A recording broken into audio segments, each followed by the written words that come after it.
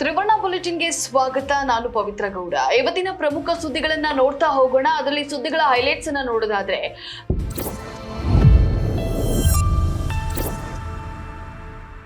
ದೆಹಲಿಯಲ್ಲಿ ದಟ್ಟ ಮಂಜು, ರೈಲು ವಿಮಾನ ಸಂಚಾರದಲ್ಲಿ ವ್ಯತ್ಯಯ, ಅವಿವಾಹಿತ ಜೋಡಿಗಳಿಗೆ ಪ್ರವೇಶವಿಲ್ಲ, ವಯೋದಿಂದ ಹೊಸ ನಿಯಮ ಜಾರಿ, ಭಕ್ತರು ನೀಡಿದ್ದ ದೇಣಿಗೆ ಹಣದೊಂದಿಗೆ ಪರಾರಿಯಾದ ಇಸ್ಕಾನ್ ಸಿಬ್ಬಂದಿ, ಪ್ರಧಾನಿ ಮೋದಿ ನೀಡಿದ ವಜ್ರ, ಜಿಲ್ ಬೈಡನ್ಗೆ ಸಿಕ್ಕ ದುಬಾರಿ ಗಿಫ್ಟ್, ಕೋಸ್ಟ್ ಗಾರ್ಡ್ ಹೆಲಿಕಾಪ್ಟರ್ ಪತನ, ಮೂವರು ಮೃತ್ಯು, ಮೇಕೆ ಕಳ್ಳತನದ ಶಂಕೆಯಲ್ಲಿ ಇಬ್ಬರು ದಲಿತ ಯುವಕರಿಗೆ ಚಪ್ಪಲಿ ಹಾರ ಹಾಕಿ ಥಳಿತ.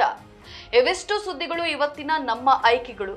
ಇದರಲ್ಲಿ ಮೊದಲನೇ ಸುದ್ದಿಯನ್ನ ನೋಡೋದಾದ್ರೆ, ರಾಷ್ಟ್ರ ರಾಜಧಾನಿ ದೆಹಲಿಯಲ್ಲಿ ಸತತ 3 ದಿನಗಳಿಂದ ದಟ್ಟ ಮಂಜು ಆವರಿಸಿಕೊಂಡಿದ್ದು ವಾಹನಗಳ ಸಂಚಾರಕ್ಕೆ ಅಡ್ಡಿಯಾಗಿದೆ. ಇಂದು ಬೆಳಗ್ಗೆಯೂ ಸಹ ಮಂಜು ಕವಿದ ವಾತಾವರಣವಿದ್ದ ಪರಿಣಾಮ 50ಕ್ಕೂ ಹೆಚ್ಚು ರೈಲುಗಳು ತಡವಾಗಿ ಸಂಚರಿಸಿದ್ದಾವೆ. ದೆಹಲಿಯ ಗಾಳಿಯ ಗುಣಮಟ್ಟವು ಅತ್ಯಂತ ಕಳಪೆ ಮಟ್ಟದಲ್ಲಿದೆ.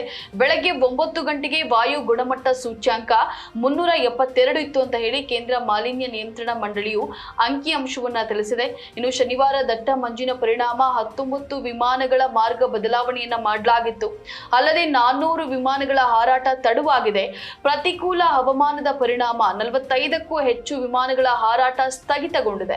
ಇನ್ನು ಈ ಬಗ್ಗೆ ಮಾತನಾಡೋದಕ್ಕೆ ತ್ರಿವರ್ಣ ನ್ಯೂಸ್ ಸಂಪಾದಕರಾದಂತಹ BM ಹನೀಫ್ ಅವರು ನಮ್ಮ ಜೊತೆಯಲ್ಲಿದ್ದಾರೆ. ಸರ್, ದೆಹಲಿಯಲ್ಲಿ ದಟ್ಟ ಮಂಜು ಆವರಿಸಿರುವಂತದ್ದು, ಇದಕ್ಕೆ ಯಾವ್ದು ಪರ್ಯಾಯ ವ್ಯವಸ್ಥೆ ಇಲ್ವಾ ಅಂತ ಸರ್? ಮಂಜು ಹವಾಮಾನದ ವೈಪರೀತ್ಯಕ್ಕೆ ಏನು ಪರ್ಯಾಯ ವ್ಯವಸ್ಥೆ ಕೊಡೋದಿಲ್ಲ. ಏನಾಗಿದೆ ಅಂದ್ರೆ ದೆಹಲಿದು ಒಂದು ಬಹಳ ದೊಡ್ಡ ತಲೆನೋವಾಗಿದೆ. 2 ತರದ ಎಕ್ಸ್ಟ್ರೀಮ್ ವೆದರ್ ಅಲ್ಲಿ ಈಗ ನೀವು ಬೇರೆ ಸಂದರ್ಭದಲ್ಲಿ ಈಗ ಚಳಿಗಾಲ, ಚಳಿ ಶೀತ ಗಾಳಿ ಹೊಡಿತಾ ಇದೆ, ಆಮೇಲೆ ದಟ್ಟ ಮಂಜು ಮುಸುಕ್ತಾ ಇದೆ. ಹಾಗಾಗಿ ಬಹುತೇಕ ಟ್ರಾನ್ಸ್ಪೋರ್ಟ್ ಸಿಸ್ಟಮ್ ಎಲ್ಲ ಬಹಳ ಅಸ್ತವ್ಯಸ್ತ ಆಗಿದೆ. ನೀವೀಗ ಕೊಟ್ಟಿರೋ ಅಂಕಿಅಂಶ ನೋಡಿದ್ರೆ 400 ವಿಮಾನಗಳು ತಡವಾಗಿ ಬಂದಿದೆ, 45 ಕ್ಯಾನ್ಸಲ್ ಆಗಿದೆ, 50ಕ್ಕೂ ಹೆಚ್ಚು ರೈಲುಗಳು ತಡವಾಗಿ ಸಂಚರಿಸ್ತಾ ಇದೆ. ಇದೆಲ್ಲ ಬಹಳ ದೊಡ್ಡ ತಲೆನೋವಿದು. ಇನ್ಫ್ಯಾಕ್ಟ್ ದೆಹಲಿನಲ್ಲಿ, ನೋಯ್ಡಾದಲ್ಲೆಲ್ಲ ಈಗಾಗಲೇ ಮಕ್ಕಳಿಗೆ ಶಾಲೆಗಳಿಗೆಲ್ಲ ರಜೆ ಕೊಟ್ಬಿಟ್ಟಿದ್ದಾರೆ. ಅದು ಮಾಡಿದ್ದಾರೆ. ಮಕ್ಕಳಿಗೆ ಶಾಲೆಗೆ ಅಂತ ಹೇಳಿದ್ರೆ ಅಷ್ಟು ಶೀತ ಗಾಳಿ ಹೊಡಿತಾ ಇದೆ, ಆರೋಗ್ಯಕ್ಕೆ ಅದು ಅಪಾಯಕಾರಿ ಅನ್ನುವಂಥ ರೀತಿಯಲ್ಲಿ ರಜೆ ಕೊಟ್ಬಿಟ್ಟಿದ್ದಾರೆ. ಇಲ್ಲಿ ಏನಾಗುತ್ತೆ ಅಂತ ಹೇಳಿದ್ರೆ, 2 ಸಮಸ್ಯೆಗಳನ್ನ ದೆಹಲಿ ಎದುರಿಸ್ತಾ ಇದೆ. ಈ ಹವಾಮಾನ ಏರಿಳಿತ ಮೊದಲಿನಿಂದಲೂ ಇತ್ತು. ಎಕ್ಸ್ಟ್ರೀಮ್ ವೆದರ್, ಒಂದು ಬೇಸಿಗೆನಲ್ಲಿ ವಿಪರೀತ ಶೆಕೆ ಇರುತ್ತೆ, ಬಿಸಿ ಗಾಳಿ ಹೊಡಿತದೆ ಅನ್ನುವಂಥದ್ದು, ಒಂದು ಧೂಳು ಬರ್ತದೆ ಅನ್ನುವಂಥದ್ದು.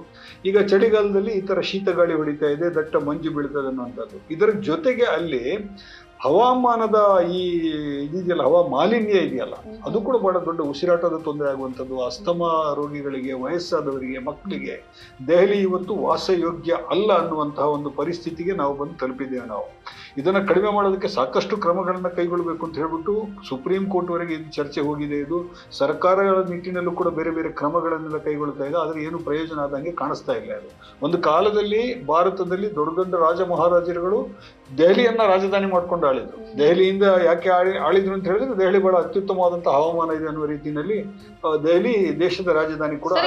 ಕೆಟ್ಟ ಪರಿಸ್ಥಿತಿಗೆ ಕಾರಣ ಏನು ಅಂತ ಹೇಳಿ, ಬೇಸಿಗೆನಲ್ಲಿ ಏನಾಗುತ್ತೆ ಅಂತ ಹೇಳಿದ್ರೆ, ಪಂಜಾಬ್ನಲ್ಲಿ, ಹರಿಯಾಣದಲ್ಲಿ ರೈತರು ಅವರ ಕಬ್ಬಿನ ಕೂಳೆಗಳಿಗೆಲ್ಲ ಬೆಂಕಿ ಹಾಕ್ತಾರೆ. ಅದು ದಟ್ಟ ಹೊಗೆಯಾಗಿ ಅದು ದೆಹಲಿಯ ಮೇಲೆ ಬಹಳ ದೊಡ್ಡ ಅಪಾಯ ಬೀಳ್ತಾ ಇದೆ ಅನ್ನುವಂಥದ್ದು. 2ನೇದು ವಾಹನಗಳ ಪೊಲ್ಯೂಷನ್.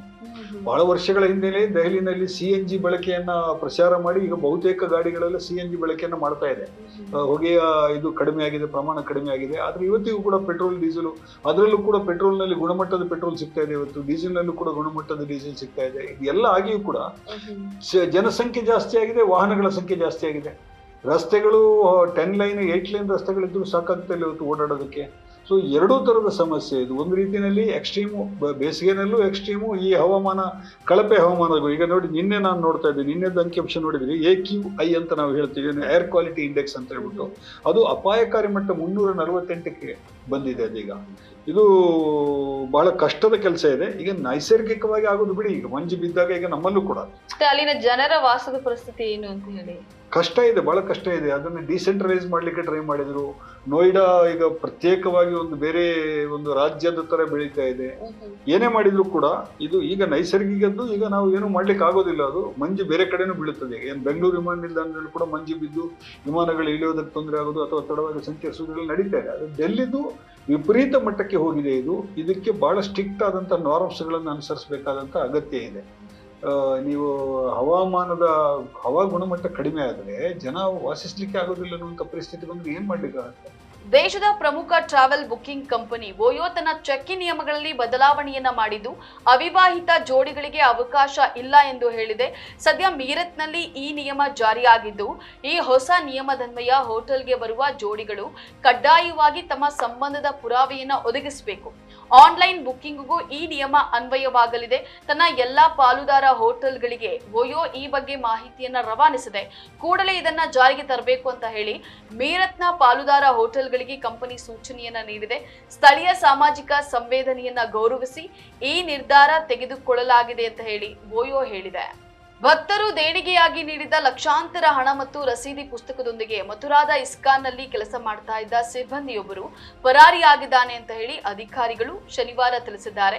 ಘಟನೆಯ ಕುರಿತು ಶುಕ್ರವಾರ ತಡರಾತ್ರಿ ದೇವಸ್ಥಾನದ ಮುಖ್ಯ ಹಣಕಾಸು ಅಧಿಕಾರಿ ವಿಶ್ವನಾಮದಾಸ್ ಅವರು ದೂರು ದಾಖಲಿಸಿದ್ದಾರೆ ಅಂತ ಹೇಳಿ ಪೊಲೀಸ್ ವರಿಷ್ಠಾಧಿಕಾರಿ ಅರವಿಂದ್ ಕುಮಾರ್ ತಿಳಿಸಿದ್ದಾರೆ. ದಾಸ್ ಅವರು ಡಿಸೆಂಬರ್ 27ರಂದು ಕಳ್ಳತನದ ಬಗ್ಗೆ ಮಾಹಿತಿಯನ್ನ ನೀಡಿದ್ದು ಪ್ರಾಥಮಿಕ ತನಿಖೆ ನಡೆಸಿ ಎಫ್ಐಆರ್ ದಾಖಲಿಸಲಾಗಿದೆ. ಹಣದ ಜೊತೆಗೆ 32 ಹಾಳೆಗಳಿದ್ದ ರಸೀದಿ ಪುಸ್ತಕದೊಂದಿಗೆ ಪರಾರಿಯಾಗಿದ್ದಾನೆ ಅಂತ ಹೇಳಿ ತನಿಖೆಯ ಬಳಿಕ ಎಷ್ಟು ಹಣ ಕೊಂಡೊಯ್ದಿದ್ದಾರೆ ಅನ್ನೋದು ಸಹ ತಿಳಿದು ಬರಲಿದೆ ಅಂತ ಹೇಳಿ ಪೊಲೀಸರು ಮಾಹಿತಿಯನ್ನ ನೀಡಿದ್ದಾರೆ. 2023ರಲ್ಲಿ ಅಮೆರಿಕ ಅಧ್ಯಕ್ಷ ಜೋ ಬೈಡನ್ ದಂಪತಿ ವಿದೇಶ ನಾಯಕರಿಂದ ಪಡೆದಂತ ಅಸಂಖ್ಯಾತ ಉಡುಗೊರೆಗಳಲ್ಲಿ ಪ್ರಧಾನಿ ನರೇಂದ್ರ ಮೋದಿ ಅವರು ನೀಡಿರುವ ವಜ್ರವು ದುಬಾರಿಯಾದುದು ಎಂದು ಶ್ವೇತಭವನ ಅಧಿಕಾರಿಗಳು ತಿಳಿಸಿದ್ದಾರೆ. ಈ ವಜ್ರದ ಮೌಲ್ಯವು $20,000 ಆಗಿದ್ದು, ಬೈಡನ್ ಅಧಿಕಾರದಿಂದ ನಿರ್ಗಮಿಸಿದ ನಂತರ ಈ ವಜ್ರವನ್ನ ಯುಎಸ್ ರಾಷ್ಟ್ರೀಯ ದಾಖಲೆಗಳಿಗೆ ವರ್ಗಾಯಿಸಲಾಗುತ್ತದೆ. ಅಮೆರಿಕದ ವಿದೇಶಾಂಗ ಇಲಾಖೆ ಇತ್ತೀಚೆಗೆ ಪ್ರಕಟಿಸಿದ ವಾರ್ಷಿಕ ಲೆಕ್ಕಪತ್ರ ವರದಿಯ ಪ್ರಕಾರ 7.5 ಕ್ಯಾರೆಟ್ ವಜ್ರವು 2023ರಲ್ಲಿ ಅಮೆರಿಕದ ಅಧ್ಯಕ್ಷರ ಕುಟುಂಬವು ಉಡುಗೊರೆಯಾಗಿ ಪಡೆದಿರುವ ಅತ್ಯಂತ ದುಬಾರಿ ವಸ್ತುವಾಗಿದೆ ಎಂದು ಅಸೋಸಿಯೇಟೆಡ್ ಪ್ರೆಸ್ ವರದಿ ಮಾಡಿದೆ. ಭಾರತೀಯ ಕೋಸ್ಟ್ ಗಾರ್ಡ್ನ LH ಧ್ರುವ್ ಹೆಲಿಕಾಪ್ಟರ್ ಗುಜರಾತ್ನ ಪೋರ್ಬಂದರ್ನಲ್ಲಿ ಪತನಗೊಂಡಿದ್ದು 3 ಮೃತಪಟ್ಟಿದ್ದಾರೆ. 2 ಪೈಲಟ್ಗಳು ಸೇರಿ 3 ಹೆಲಿಕಾಪ್ಟರ್ನಲ್ಲಿದ್ದು ತರಬೇತಿಯ ವೇಳೆ ಹೆಲಿಕಾಪ್ಟರ್ ತಾಂತ್ರಿಕ ದೋಷದಿಂದ ಪತನಗೊಂಡಿದೆ ಎಂದು ಹೇಳಲಾಗಿದೆ. ಭಾರತೀಯ ಕೋಸ್ಟ್ ಗಾರ್ಡ್ ಅಧಿಕಾರಿಗಳು ಘಟನೆಯನ್ನು ದೃಢಪಡಿಸಿದ್ದು ಈ ಕುರಿತು ತನಿಖೆ ನಡೆಸುವುದಾಗಿ ತಿಳಿಸಿದ್ದಾರೆ. ಒಡಿಶಾದ ಜಗತ್ ಸಿಂಗ್ ಪುರ ಜಿಲ್ಲೆಯಲ್ಲಿ ಮೇಕೆ ಕಳ್ಳತನದ ಶಂಕೆಯಲ್ಲಿ 2 ದಲಿತ ಯುವಕರಿಗೆ ಚಪ್ಪಲಿ ಹಾರ ಹಾಕಿ ಥಳಿಸಿದ್ದು ಈ ಕುರಿತು ಪೊಲೀಸರು ಪ್ರಕರಣವನ್ನ ದಾಖಲಿಸಿಕೊಂಡಿದ್ದಾರೆ. ಜಗತ್ ಸಿಂಗ್ ಪುರ ಜಿಲ್ಲೆಯ ಬೇರಡಿ ಪೊಲೀಸ್ ಠಾಣಾ ವ್ಯಾಪ್ತಿಯಲ್ಲಿ ಡಿಸೆಂಬರ್ 27ರಂದು ಈ ಘಟನೆ ನಡೆದಿದ್ದು, ಘಟನೆಯ ವಿಡಿಯೋವನ್ನ ಒಡಿಶಾದ ಕಾಂಗ್ರೆಸ್ ನಾಯಕ ಅಮಿಯಾ ಪಾಂಡವ್ ಎಕ್ಸ್ನಲ್ಲಿ ಹಂಚಿಕೊಂಡಿದ್ದಾರೆ. 2 ಯುವಕರು ಆಟೋ ರಿಕ್ಷಾದಲ್ಲಿ 2 ಮೇಕೆಗಳನ್ನ ಸಾಗಿಸುತ್ತಿದ್ದಾಗ ಸ್ಥಳೀಯರು ಅವರನ್ನ ಹಿಂಬಾಲಿಸಿದ್ದಾರೆ. ನಂತರ ಅವರನ್ನ ಪೊಲೀಸರು ರಕ್ಷಿಸಿದ್ದು ಕಳ್ಳತನದ ಆರೋಪದಲ್ಲಿ ಅವರನ್ನ ಬಂಧಿಸಿ ನ್ಯಾಯಾಂಗ ಬಂಧನಕ್ಕೆ ಕಳಿಸಲಾಗಿತ್ತು. ಬಳಿಕ 2ರನ್ನ ಕೂಡ ಜಾಮೀನಿನ ಮೇಲೆ ಬಿಡುಗಡೆ ಮಾಡಲಾಗಿದೆ ಅಂತ ಹೇಳಿ ವರದಿಯಾಗಿದೆ. ಎಸ್ ಸರ್, ಅದೇ ಮೇಕೆ ಕಳ್ಳತನ ಮಾಡಿರುವಂತದ್ದು, ಚಪ್ಪಲಿ ಹಾರ ಹಾಕಿದ್ದಾರೆ ಅಲ್ಲಿನ ಊರಿನ ಜನ. ಯಾವುದೇ ರೀತಿಯ ಕ್ರೈಮ್ ಆಗ್ಲಿ, ಆ ಕ್ರೈಮ್ ನಡೆದಾಗ ಜನರು ಕಾನೂನನ್ನು ತಮ್ಮ ಕೈಗೆ ತೆಗೆದುಕೊಳ್ಳುವುದು ತಪ್ಪು. ಅದು ದಲಿತರಾಗಿರ್ಲಿ, ಅಪರ ಆರೋಪಿಗಳು ಅಥವಾ ಬೇರೆ ಸಮುದಾಯದವರೇ ಆಗಿರ್ಲಿ. ಇತ್ತೀಚೆಗೆ ಇದು ಬಹಳ ಜಾಸ್ತಿ ಆಗ್ತಾ ಇದೆ ದಲಿತರ ಪ್ರಕರಣಗಳಲ್ಲಿ. ದಲಿತರಿಗೆ ಸಂಬಂಧಿಸಿದ ಸಾಕಷ್ಟು ಇವತ್ತು ದೌರ್ಜನ್ಯ ಪ್ರಕರಣಗಳು, ಈ ತರದಲ್ಲ ಬೇರೆ ತರದ ದೌರ್ಜನ್ಯ ಪ್ರಕರಣಗಳು ಬಹಳ ಜಾಸ್ತಿ ನಡೀತಾ ಇದೆ ದಲಿತರ ಮೇಲೆ. ಯಾರೋ ಮದುವೆ ಆಗುವಾಗ ಕುದುರೆ ಮೇಲೆ ಅಲಂಕೃತನಾಗಿ ಬಂದ ಅಂತ ಹೇಳ್ಬಿಟ್ಟು ಥಳಿಸಿದ ಪ್ರಕರಣ ಮೊನ್ನೆ ವರದಿಯಾಗಿತ್ತು. ಅದೇ ರೀತಿ ಇನ್ಯಾರೋ ಒಬ್ರು ಕಾಲ್ ಮೇಲೆ ಕಾಲ್ ಹಾಕಿ ಕೂತಿದ್ರು ದಲಿತರ ಹುಡುಗರು ಅಂತ ಹೇಳ್ಬಿಟ್ಟು ಅದೊಂದಾಯ್ತು. ಮೆರವಣಿಗೆಯಲ್ಲಿ ಮದುವೆಗೆ ಆ ತರದ ಬಹಳ ದೌರ್ಜನ್ಯಗಳು ನಡೀತಾ ಇದ್ರು. ಇಲ್ಲಿ ಈ ಪ್ರಕರಣದಲ್ಲಿ ಅಫ್ಕೋರ್ಸ್ ಅವರು ಕಳ್ಳತನ ಮಾಡಿದಾರ ಇಲ್ಲೋ ಗೊತ್ತಿಲ್ಲ, ಬಟ್ ಥಳಿಸಬಾರ್ದು. ಜನ ಥಳಿಸೋದು ಅವರಿಗೆ ಅಧಿಕಾರಗಳಿದೆ. ಕಾನೂನನ್ನು ಕೈ ತೊಳುವಂತ ಅಧಿಕಾರ ಯಾವುದೇ ರೀತಿಯಲ್ಲೂ ಇಲ್ಲ. ಇಲ್ಲಿ ಒಂಥರದ ಮಾನಸಿಕ ಒಂದು ಇದು ಕೂಡ ಕೆಲಸ ಮಾಡ್ತಾ ಇದೆ. ಮಾನಸಿಕವಾಗಿ ನಾವು ಇದು ದಲಿತ ಚಪ್ಪಲಿ ಹಾರ ಹಾಕಿ ತಿಳಿಸಿದ್ದಾರೆ ಅಂತ ಹೇಳಿದ್ರೆ ಅಂದ್ರೆ ಅವಮಾನ ಮಾಡುವಂತ ರೀತಿಯಲ್ಲಿ ಇದು ಬಹಳಷ್ಟು ಸಲ ಇಂಥ ಪ್ರಕರಣಗಳು ಉತ್ತರ ಪ್ರದೇಶ, ರಾಜಸ್ಥಾನ, ಮಧ್ಯಪ್ರದೇಶ ಮತ್ತು ಬಿಹಾರ, ಇಲ್ಲಿ ನಾವು ಇಂಡಿಯಾದ ಮ್ಯಾಪ್ ಅನ್ನು ನಾವು ಮಾಡಿದ್ರೆ ಇದನ್ನು ಗುರುತಿಸ್ಲಿಕ್ಕೆ ಅದೆಲ್ಲ ರೆಡ್ ಮಾರ್ಕ್ ನಲ್ಲಿ ಇರುತ್ತೆ. ಯಾವಾಗಲೂ ಕೆಂಪು ಕಲರ್ ನಲ್ಲಿ ಅದನ್ನು ಗುರುತಿಸ್ತೀವಿ. ಯಾಕಂತ ಹೇಳಿದ್ರೆ ಅತ್ಯಂತ ಹೆಚ್ಚು ಇಂಥ ದೌರ್ಜನ್ಯ ಪ್ರಕರಣಗಳು ನಡೀತವೆ ಅನ್ನುವಂಥದ್ದು. ನೋಡಿ, ಈಗ 2022ರ ಲೇಟೆಸ್ಟ್ ಅಂಕಿಅಂಶಗಳು ನಮಗೆ ಸಿಕ್ಕಿರೋದು. ಒಟ್ಟು 51,656 ಪ್ರಕರಣಗಳು ದಲಿತರ ಮೇಲಿನ ದೌರ್ಜನ್ಯ ಪ್ರಕರಣಗಳು ನಡೆದಿವೆ. ಅದರಲ್ಲಿ ಉತ್ತರ ಪ್ರದೇಶ ಅತ್ಯಧಿಕ 12,287 ಅಂದ್ರೆ 23.78%. ಉತ್ತರ ಪ್ರದೇಶದಲ್ಲಿ ಪ್ರತಿ ವಾರ ಇಂಥ ಪ್ರಕರಣಗಳು ವರದಿ ಆಗ್ತಾ ಇವೆ. ಕೊಲೆ ಮಾಡಿರೋ ಪ್ರಕರಣಗಳು ಬೇಕಾದಷ್ಟು ನಡೆದಿವೆ. ಅದೇ ರೀತಿ ರಾಜಸ್ಥಾನದಲ್ಲಿ ಸುಮಾರು 8,651 ಪ್ರಕರಣಗಳು ಅಂದ್ರೆ ಸುಮಾರು 16.75% ಪ್ರಕರಣಗಳು ಅಲ್ಲಿಂದಲೇ ವರದಿ ಆಗ್ತಾ ಇದೆ ರಾಜಸ್ಥಾನದಿಂದ. ಮತ್ತು ಮಧ್ಯಪ್ರದೇಶದಲ್ಲಿಯೂ ಕೂಡ 7,732 ಪ್ರಕರಣಗಳು 2022 ಅಂಕಿಅಂಶಗಳನ್ನು ನಾನು ಹೇಳ್ತಾ ಇದ್ದೀನಿ. 23-24ರಲ್ಲಿ ಇನ್ನಷ್ಟು ಜಾಸ್ತಿ ಆಗಿದೆ. ಯಾಕಂತ ಹೇಳಿದ್ರೆ ಸರ್, ಹಾಗಾದ್ರೆ ಇವ್ರಿಗೆ ಹೇಳೋರು ಕೇಳೋರು ಇಲ್ವಾ ಅಂತ, ಕಾನೂನು ಸುವ್ಯವಸ್ಥೆನ ಹದಗೆಟ್ಟಿದೆಯಾ ಅಂತ? ಏನಾಗುತ್ತೆ, ಅಧಿಕಾರಿ ವರ್ಗದಲ್ಲಿ ಇರುವಂತಹವರು ಒಂದ್ ಸ್ವಲ್ಪ ಇದಕ್ಕೆ ಸಂಬಂಧಿಸಿ ಬಹಳ ಸಹಾನುಭೂತಿಯಿಂದ ನಡ್ಕೊಂಡ್ರೆ ಮತ್ತಷ್ಟು ಇದು ಹೆಚ್ಚಾಗ್ತಾ ಹೋಗುತ್ತೆ. ಸಮಾಜದಲ್ಲಿ ಸಮಾಜ ಬದಲಾವಣೆ ಆಗ್ತಾ ಇದ್ದಂಗೆ ಈಗ ಇನ್ನು ಹೊಸ ಜನರೇಷನ್ಗೆ ನಾವು ಹೆಚ್ಚು ಶಿಕ್ಷಣ ಸಿಕ್ಕಿದೆ, ಹೆಚ್ಚು ತಿಳುವಳಿಕೆ ಬಂದಿದೆ ಅಂತ ಹೇಳಿ ನಾವು ತಿಳ್ಕೊಳ್ತಾ ಇದ್ದೀವಿ. ಆದ್ರೆ ಅದು ಹಂಗೆ ಕಾಣಿಸ್ತಾ ಇಲ್ಲ. ಅಪರಾಧಗಳ ಸಂಖ್ಯೆಗಳನ್ನ ನೋಡಿದ್ರೆ ಇನ್ನಷ್ಟು ಹೆಚ್ಚಾಗ್ತಾ ಇದೆ ಅಂತ ಹೇಳಿದ್ರೆ ಹೊಸ ಜನರೇಷನ್ ನಲ್ಲೂ ಕೂಡ ಇದ್ರ ಬಗ್ಗೆ ಏನೋ ಒಂದು ಜಾತಿಯ ಪ್ರಜ್ಞೆ ಇದೆಯಲ್ಲ, ನಾವು ಮೇಲ್ಜಾತಿಯವರು, ನಾವೇನ್ ಮಾಡಿದ್ರೆ ನಡೀತದೆ ಅನ್ನುವಂಥದ್ದು ಇದೆಯಲ್ಲ, ಅದು ಇನ್ನಷ್ಟು ಹೆಚ್ಚಾಗ್ತಾ ಇದೆ. ಬಹಳ ಗಂಭೀರವಾದಂತಹ ಸಾಮಾಜಿಕ ಸಮಸ್ಯೆ. ಕಾನೂನಿನ ಜೊತೆಗೆ ಇದರಲ್ಲಿ ಸಾಮಾಜಿಕ ಎಚ್ಚರವನ್ನು ಮೂಡಿಸುವಂತ ಕೆಲಸವನ್ನು ಸರ್ಕಾರಗಳು ಮಾಡಬೇಕಾಗಿದೆ. ಫೈನ್. ನೋಡೋದಿಲ್ಲ ವೀಕ್ಷಕರೇ, ಇವೆಷ್ಟು ಇವತ್ತಿನ ಚರ್ಚಾ ವಿಚಾರಗಳು. ಮುಂದಿನ ಎಪಿಸೋಡ್ ನಲ್ಲಿ ಮತ್ತೆ ಸಿಗ್ತೀವಿ. ಅಲ್ಲಿವರೆಗೂ ನಮಸ್ಕಾರ. ಅಷ್ಟೇ.